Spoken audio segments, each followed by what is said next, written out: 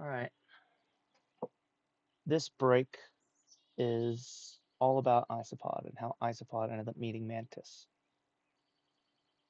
The story begins with an unreasonably warm day during the bountiful season. Isopod had been having a rough week, having been sent to deliver so many creations from the Sugar Dream. It was his first job, his first week living in the Hivewing Kingdom. He had been sent all over the different hives and even delivering to Sea Wings who'd taken residence in Dragonfly Bay. This day, though, his delivery was one to the Silkwing Court. When he walked in, the whole building was quiet, and yet so loud with the talon taps of dragons simply walking. As he made his way toward a reception desk, he held a large box of sugar dragonflies close. He tilted his head as he looked at the very angry looking leafwing behind the counter, who surprisingly waved him through fairly quickly upon seeing the box he held, telling him where he was meant to go. Of course, in his rush to get to the conference room, Isopod ended up finding himself nearly running straight into blazing orange scales. Jumping back, he quickly stammered out, Sorry, I should have been looking where I was going, and he was stopped mid-sentence with a gentle, crystalline chuckling, one with no worries in the world. You're fine, sir. You're the delivery for the sugar dragonflies, right? I was sent to come and greet you, but it looks like I'm a little bit late. The hybrid blushed as he anxiously gathered himself. He'd been nervous, and as he looked up at the hivewing before him, he felt his heart skip a beat. She was beautiful, and one spot in the center of her forehead, and the freckles that painted her face like stars in the sky, and stripes that scattered on her body like a zebra, just made him more surprised. He'd never expected to see someone like her here, and his jaw dropped, trying to work. My name's Mantis, by the way. And what's your name? Or shall I just call you Delivery Boy? um, 'Cause you're delivering things? She'd spoken light-heartedly, as if she didn't need to think before she spoke. His jaw finally snapped shut after he took a breath, and then he finally answered, Oh, right, my name is, uh, it's Isopod. The Hivewing gave him a quizzical look, tilting her head at him as she inspected him. Oh, I've heard of you. You've only been around a week, and everyone's talking about the sea hive that's always on the go. Chafer treating you all right? You do work at the Sugar Dream, right? And you really are half Seawing? Huh, I never would have suspected such a thing. We only just began welcoming those Pyrians around here. Oh, yeah, half Seawing, but um, I resonate more with my Hivewing heritage, and uh, I do work there, and yeah, he's treating me okay. Not working me any harder than I'd expect, though probably more than the normal full-blooded Hivewings.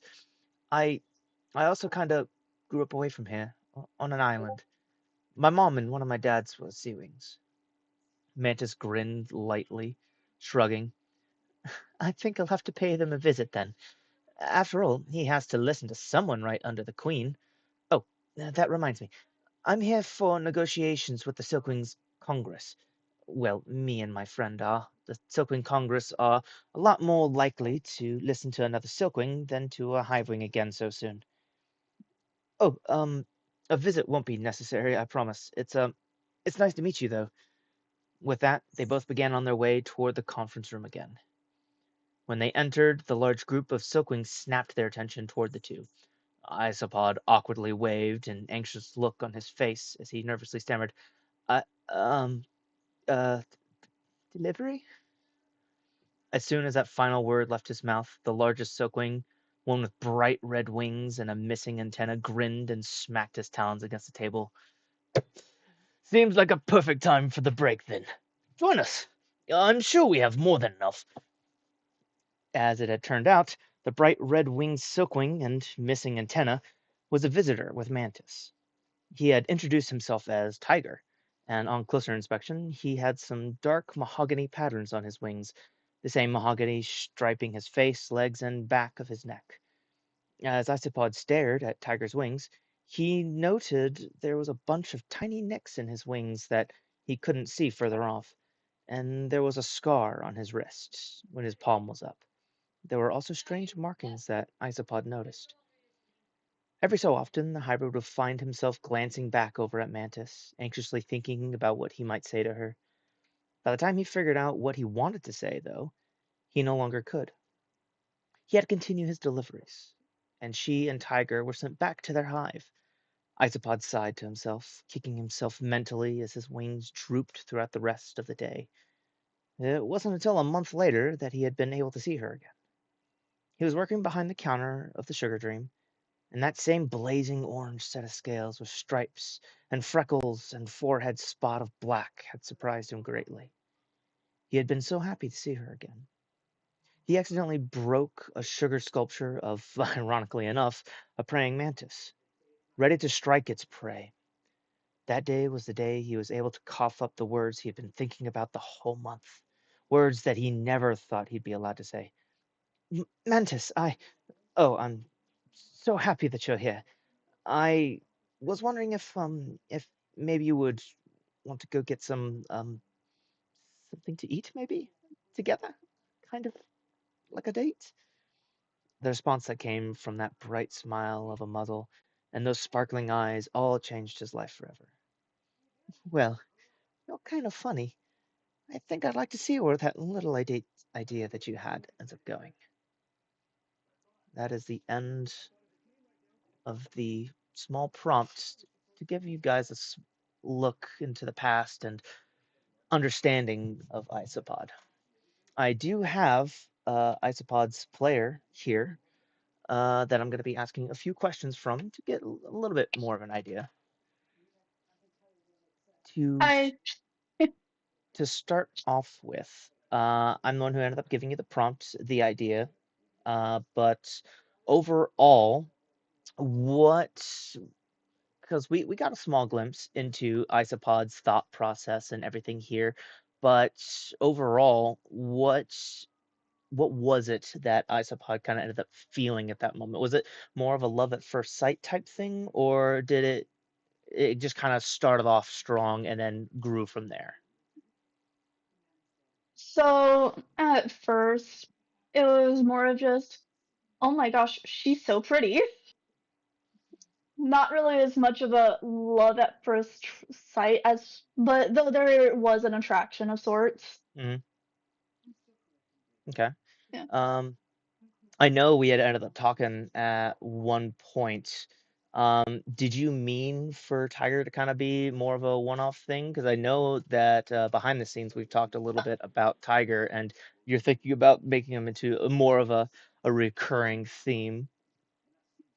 Yeah, it's a funny story about that. He was absolutely just going to be a one-off, but then I'm like, well, I named him, so now I kind of have to give him an actual look and give him a story. And he's besties with Mantis now. Yeah, I remember we were talking behind the scenes, and then you said you absolutely loved the voice for Tiger, and that's also one of the things that forced your hand to end up writing him more to hear the voice.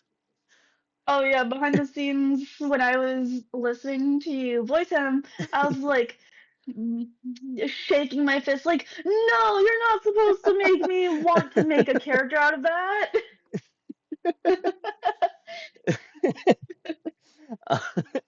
Um, to give just a little bit of a continuation, because it was wrapped up very well, but how exactly did that date end up going and whatnot?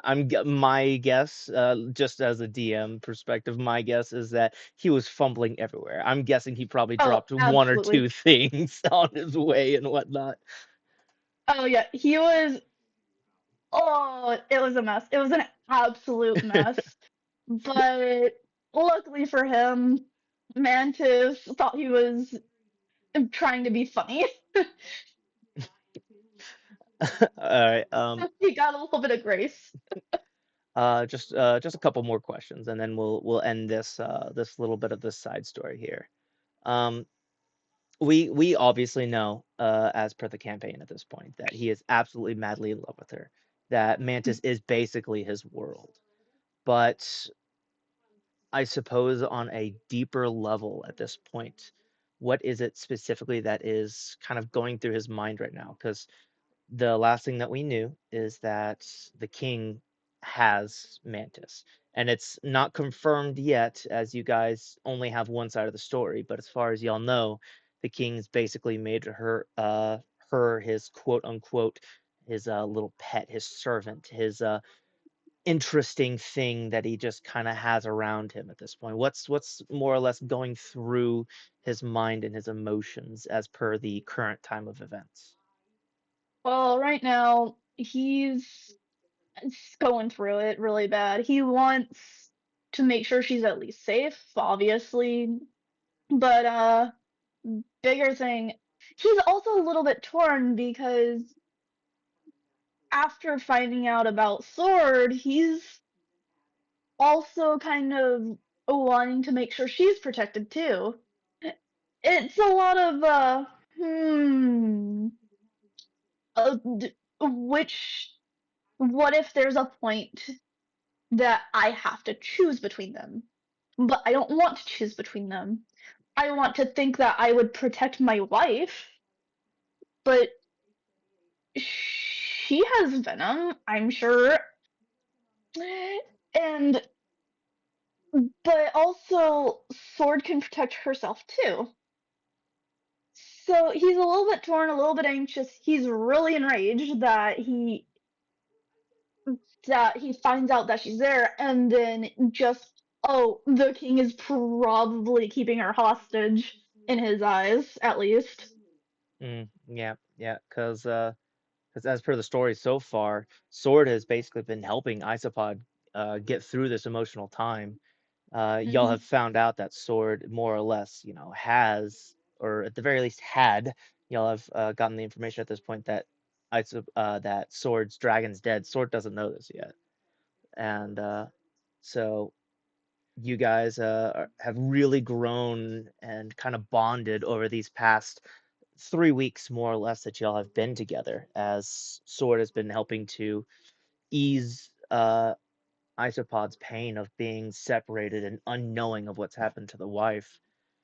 Um, and I definitely get that, where you wouldn't want to end up having to choose should something end up happening to one or the other. And now I, I have a feeling there's gonna be a point where he has to choose between one over the other. it Dang, might I depends. get the idea? Yeah, it depends. It depends on how the story ends up going. That might end up being the case. It might not. It all depends on how the dice roll and how you guys end up choosing to go about the story. But yeah, Oh no. Okay. I will never say it is not a possibility, but I will never say that it is also guaranteed. It does depend on how you guys end up playing.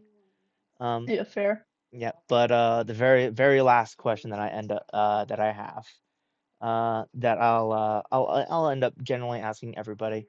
How long have you been a fan of Wings of Fire? How long have you basically enjoyed the book series and kind of been a part of the world and the fandom? So this is a kind of funny story. I had been kind of a fan of watching the animations on YouTube Mm, for like a full month or so before I actually got into the books. okay. And I'd forgotten about it. It dropped from my radar, and that was like a few years ago. But then I rediscovered the Dragonette Prophecy on Audible. Mm, And I'm like, huh, well, I have credits to spend. I don't really have any other books to read right now or listen to since it's an audiobook. Might as well give it a shot.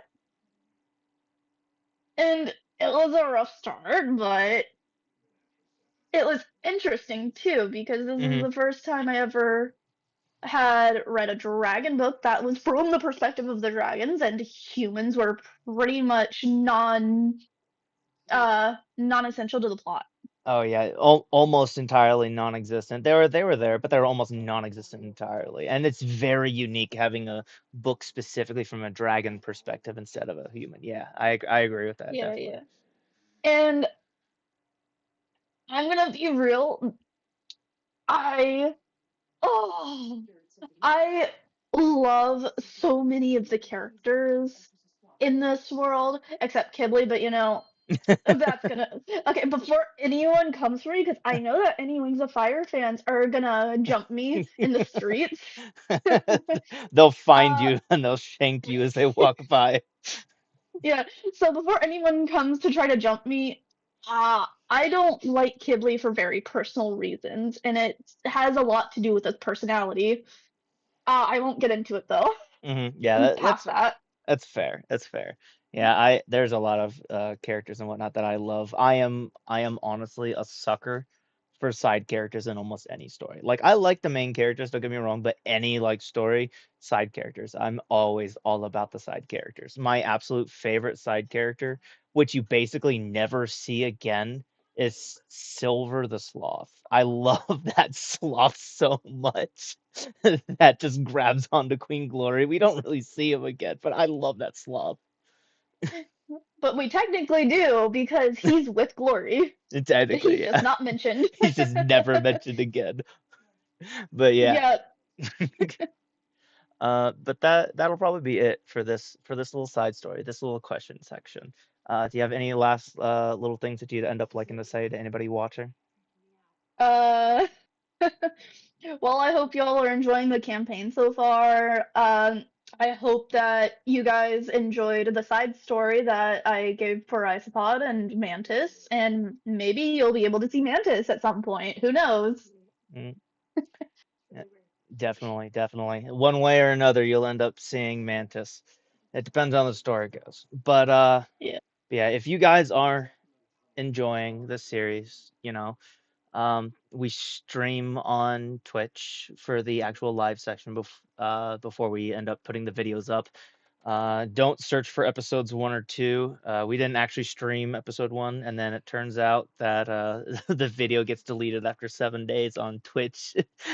So I didn't know that. I didn't put it up in time. So episode 2 is gone. So episode 3 is the actual start. Um, but yeah, if you guys enjoy, leave a like, go watch the live streams. Check out the Discord. The Discord will be in the description. You'll be able to interact with the players there, myself included, talk with any other people who enjoy it. We don't expect to get big. That's not our plan. We're doing this for fun and letting other people end up enjoying and talking about the series as well. Get more people interested in Wings of Fire. It's uh Y- it's popular, but it's criminally underrated in my opinion. It needs to be bigger. Yeah, we totally need more Wings of Fire people. You want to watch Wings of Fire, not read Wings of Fire. Join the Ooh. herd. Join the herd. But there was a book that I read. A large gathering of dragons is called a riot in that book, and I love that. That sounds awesome. It is awesome. Anyways, but that'll be it. Thank you guys. Remember to, leave a like, go watch our streams, check out the Discord in the description, and we'll catch you guys later. I hope you all enjoyed this story.